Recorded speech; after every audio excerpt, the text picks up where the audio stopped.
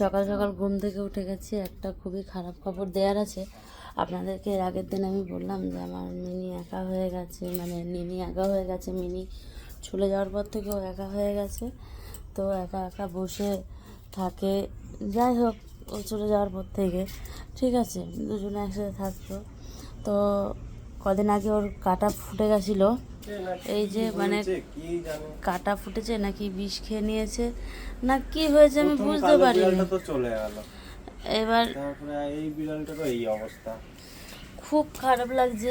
আমি অসুস্থ, ওর জন্য আমি ওকে নিয়ে কোথাও দৌড়াদৌড়ি করতে পারলাম না, কিছু না, মানে এতটাই খারাপ লাগছে বলার মতো নেই। কিন্তু সবাই বলে বিড়াল কুকুর মারা গেলে নাকি আফসোস করতে নেই, কিন্তু আমার একটু খারাপ লাগছে যে ওর জীবনটা এরকম করে চলে গেল। মানে আমি ওকে একটু ট্রিটমেন্ট করাতে পারলাম না, এই কারণে পারলাম না কারণ মানে আমি নিজেই তো অসুস্থ, ওকে আমি কী নিয়ে যাব, যার কারণে আমি ওকে নিয়ে যেতে পারলাম না। এটাই আমার কাছে খুব খারাপ লাগছে। আজকে আমি যদি সুস্থ থাকতাম শেষ চেষ্টা আমি করে দেখতাম। এটাই হচ্ছে কি বলবো, লাস্ট পর্যন্ত জীবনের সাথে লড়াই করতে করতে কালকে রাত্রিবেলা যখন আমার বাড়িতে আসলো তখনই আমি বললাম যে ও এসছে, তার মানে ও মরে যাবে।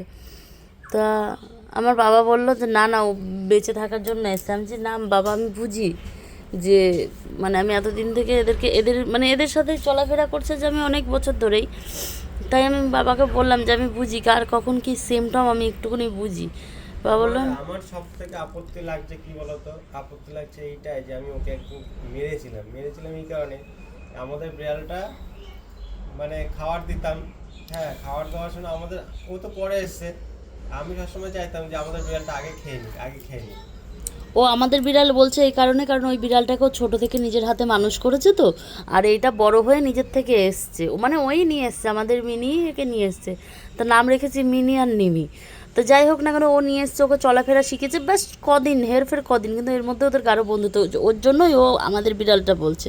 মানে ওই বিড়ালটা খুব অল্প অল্প করে খেত, মানে খুব ধীরে সুস্থে খাওয়া দাওয়া করতো আর কি, আর এ খুব তাড়াতাড়ি খেত, ওর জন্য মানে আফসোস লাগছে ওর এটাই। কিন্তু যাই হোক, খুব খারাপ লাগছে। সত্যি কথা একটা জিনিস আমার শিক্ষা হলো যে কখনোই পশু পাখিকে খাওয়ার জন্য কখনো মারতে নেই, এই জিনিসটা আমার শিক্ষা হলো। কেননা